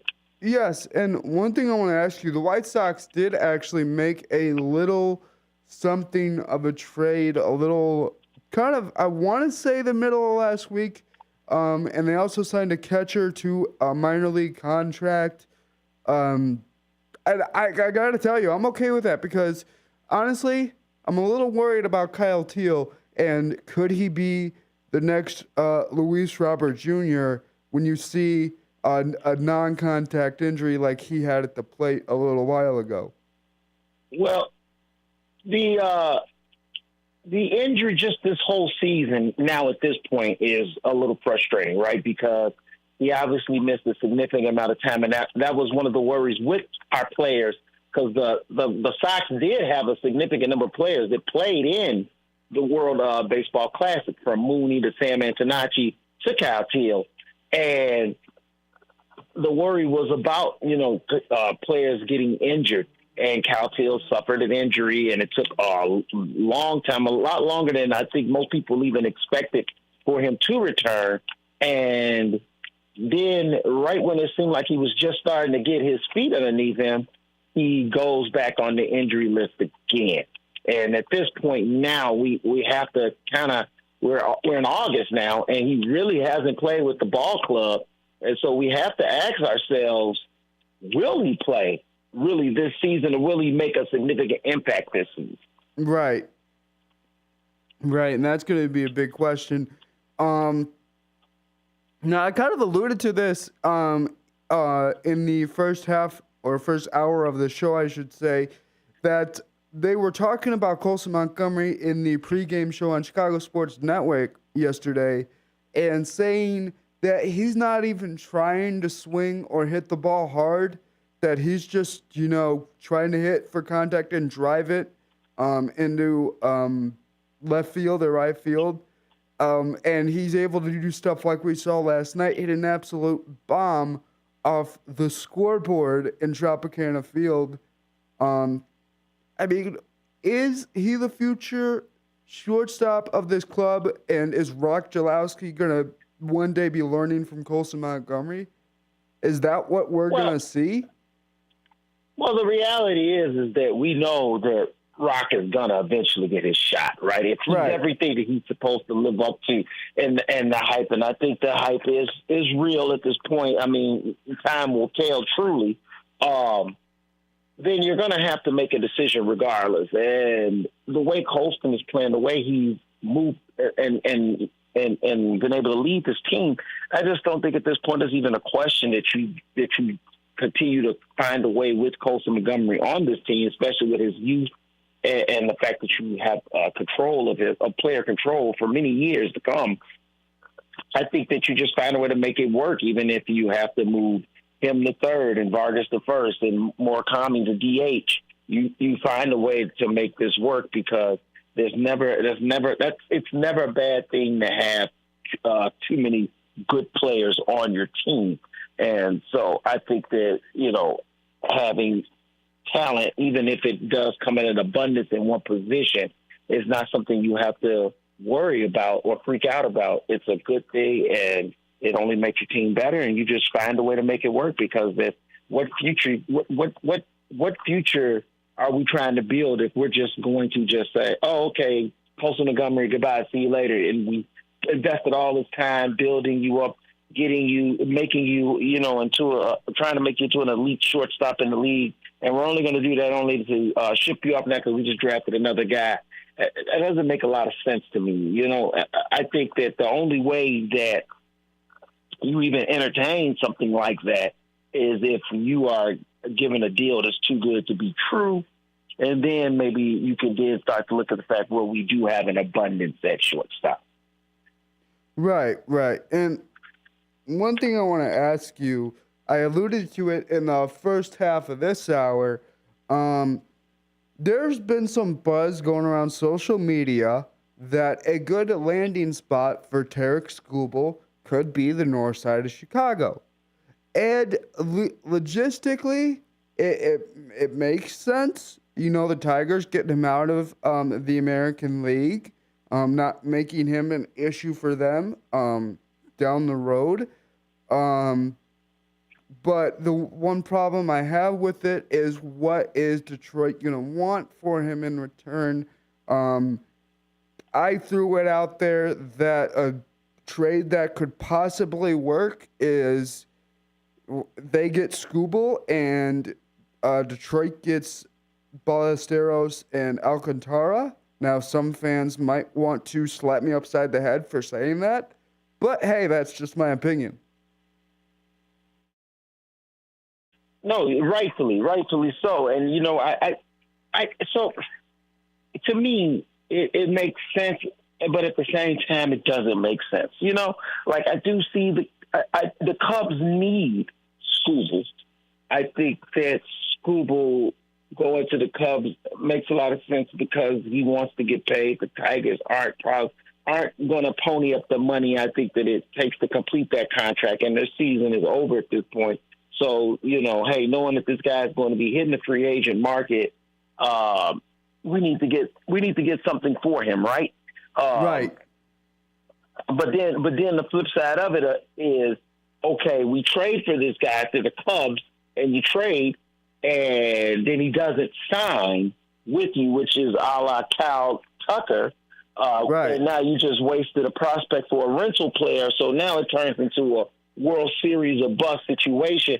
And I just think that if I'm the Cubs, the only way I would even consider it, I'd have to get an agreement from Skubal that he's going to resign, that he's going to sign with me. If I make this trade, he's becoming a Cub, and there's no guarantees with that. And so I mean, unless there's some backroom talk, some hardcore backroom talk that can lock this down to where the Cubs know that Skubal is going to be with it, I just don't see how you could make the trade knowing that this guy could potentially still go on to go play for the Yankees.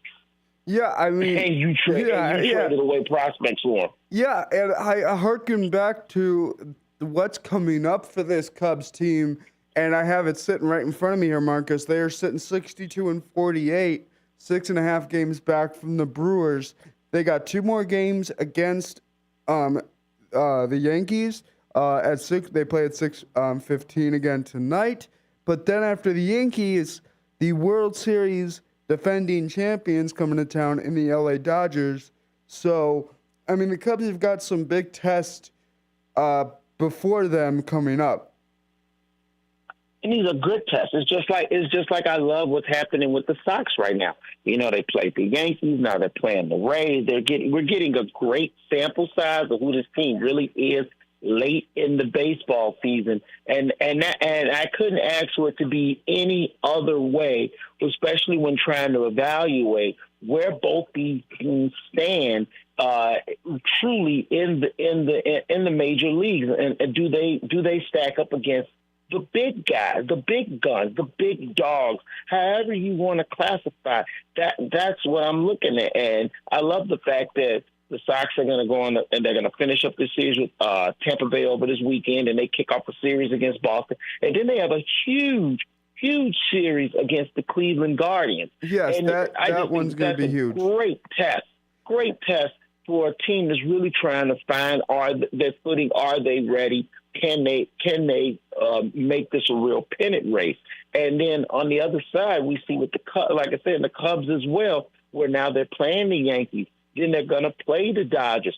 This is a great test for this team to really know, hey, are we ready? Do we stack up? After that, you're going to play a really gritty. You got to make a one-game makeup against Toronto, which is not a cakewalk. Kansas City, Washington, and St. Louis. Those series, that should give the Cubs some relief. They definitely should be able to use those series to kind of, like I said, keep on pace with the Brewers, if not hopefully be able to gain some ground. And then you're going to go into a pressure cooker again. Sox, Seattle, Arizona, good teams. So this is going to be a great month for both teams for us to really get a great idea of can both teams truly make a real pennant run. Yes, and let's talk about the battle really between Cleveland and the Sox for the crown of this AL Central division, or holding on to that crown. It's real. Because I kind of talked about this is a real race. It really makes me think. No, it makes me think that the White Sox could have like a 5 to 6 game lead in the division. They dropped the ball on a couple of close games that should have been wins, and it just makes you wonder and think. Just one series though. And like I keep saying, and I keep harkening back to that. You took a split against the Yankees, which wasn't easy because they opened up the first 2 games and got you. So you had to fight back to be able to get that series. You lost the series to the Astros, which you probably could have had won, honestly. But it just didn't play out in your favor. You won the series against the Rangers. You won the series against the Blue Jays. You swept the Athletics. That's what you want to see. That the way they've been playing these last few weeks, just continue to win series, and you know what, it's going to work out. Yeah, you're not going to win every baseball game. It's just that's the way baseball is. It's just a tough game, but the most important part is winning series. And if you can continue to do that, if they get this game against the Rays today, so now you split the series against the Yankees, you won the series against the Rays. I'm starting to feel pretty confident about this White Sox team going down the stretch. Okay, to kind of talk to you about this, I just looked at the White Sox record, and the Twins and Guardians are now in a second-place tie. Yeah, the Twins are no joke. Yeah, they're a real deal. Yes, and I don't think Kansas City is going to be issue this year. They're still 13.5 back. But I think another team that could possibly make another jump is Detroit. They're only 6.5 back, and there's plenty of baseball still to go. That's the big thing. If you keep Tarek Skubal, I say Detroit, it could be an issue for the Sox in this AL Central. If you end up trading away Skubal for minor league help or to help build your system back up in Detroit, it's going to be a little more of we'll have to wait and see kind of thing. Yeah, and like I said, I'm hopeful with both teams, even if both teams don't make a major move before this trade deadline. I still feel like both teams really have good pieces in place to make some noise. Now, I do feel that there is a little bit more pressure still on the Cubs to have to make a move if they really want to try to make a serious pennant push. With the injuries they've had to their pitching rotation, I just don't see how it's possible for them to be able to finish these last 2 months out and come into the playoffs and be able to dominate the top tier teams that's going to be in the National League. Yeah. And so I just think the pressure's on them a lot more to have to make a trade than the White Sox. And if the Cubs don't make that big trade, it's going to be hard for me to be convinced that they're going to be able to make a push to make a World Series appearance. Right. And, I kind of said earlier, we might see a different beast out of this Cubs team in the postseason if they're able to make it there. Right now, they're really holding on to that wild card spot.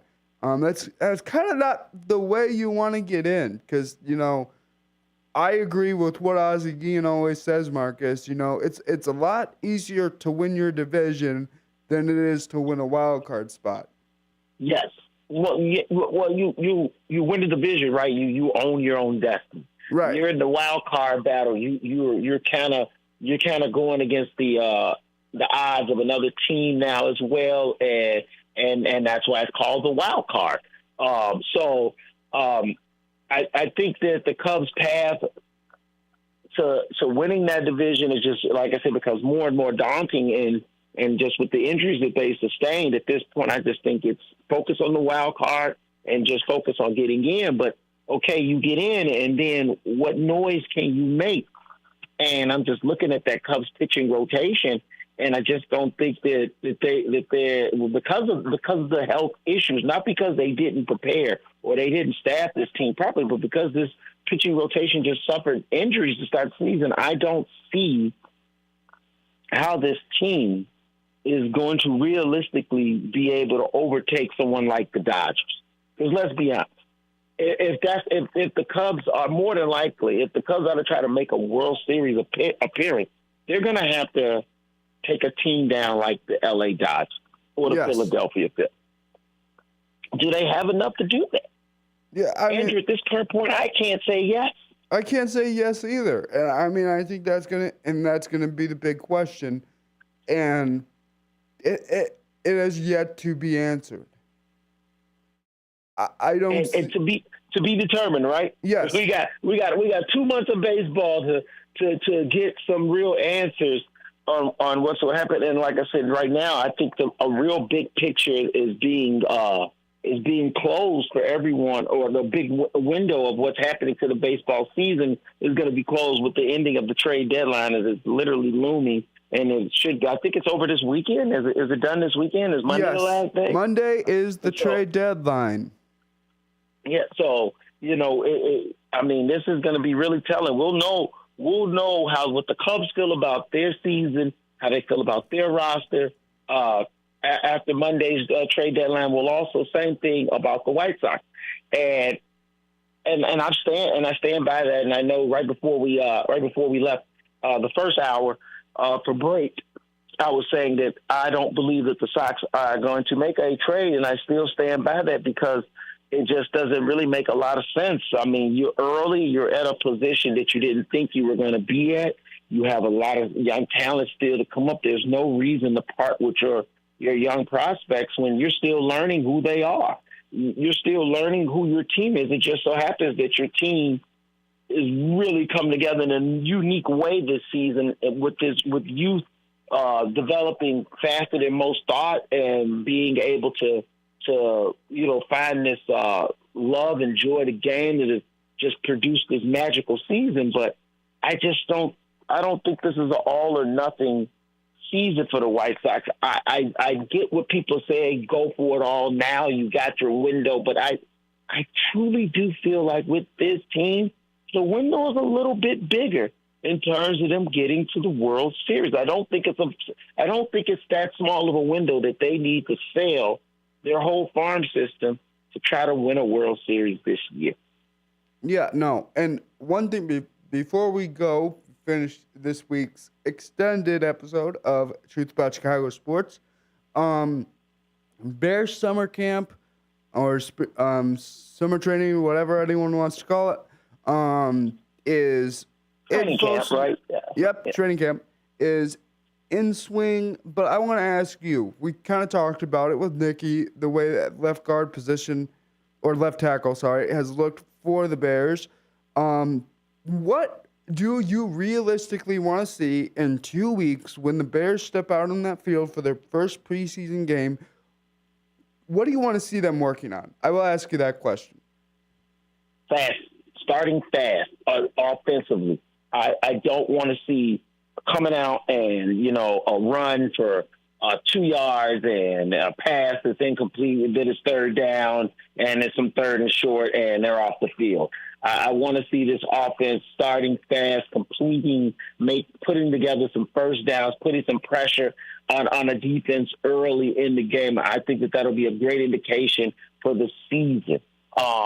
on the other side of the football, I want to see pressure, man. I need to see that you can generate pressure on the quarterback. Bottom line, I need to see that, and that's what I'm going to be looking for. We're less than 2 weeks away from the preseason game. With 12 days, in 12 days, we're going to have our first preseason game. So that's what I want to see. I want to see offensively them starting fast, being able to put together some first downs. Even if it doesn't result in a touchdown, let's at least got to get in field goal position. And then on the defensive side of the football, being able to get the offense off the field, get pressure on the quarterback, force a 3-and-out. The more chances.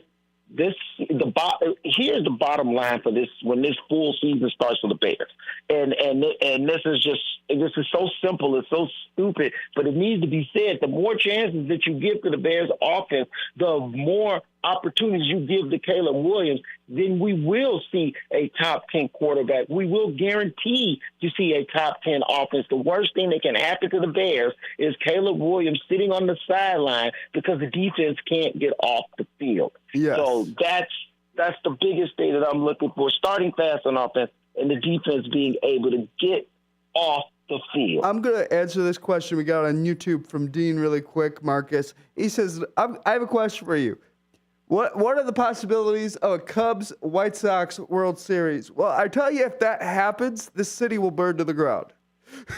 It's a joke, but the real possibility, to answer the question seriously, because the city would absolutely embrace it. It'd be a celebration now. The winner at the end of it, that's where the real demise would come into play. Right. But I'm gonna be real. The realistic possibility to happen in this year, I don't see it. Now next year with a healthy Cubs pitching staff, with the White Sox with experience under their belt, maybe a little bit more on their pitching staff as well, big time. But this year, even if both teams make the postseason, and it's going to be hard, it's not guaranteed that both teams can make the postseason. But if both teams make the postseason, if they don't do anything by the trade deadline with these current rosters, I don't see either team being able to win their league and represent the cities in the World Series. Right. And I'm not saying that it could never happen. It's happened once before in the early 1900s. I'm not sure the exact year, and the White Sox came out the winners of that series. So it has happened once before, but not in the modern baseball era. No. And not the way both these teams are constructed right now, because they need too much pitching and just a little bit too much on both sides of the baseball for them to for me to feel confident that they're going to be able to get to the World Series from the American and the National League. Right. And I want to thank everyone for joining us today for Truth About Chicago Sports, an extended version of the show. Thanks, Marcus, for calling in for the last half hour of the second half. I want to thank everyone for tuning in on YouTube, in your cars, wherever you might be listening to WRMN 1410 Fox Sports Radio. I'm Andrew Mighty Man Scheid, one of the co-hosts of Truth About Chicago Sports, and with me always every week is Marcus Mack. Yeah, that's right. We will see everyone back next week. Enjoy your week of Chicago sports. On the Rise is next. Stay tuned. Yes, sir.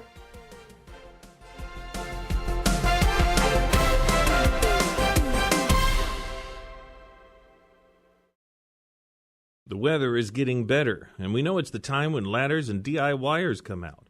Before you start any new outdoor projects, ComEd wants you to know that electricity can jump from a power line to you and the tools you're using. So maintain a safe distance from any power lines. You can also call ComEd at 1-800-EDISON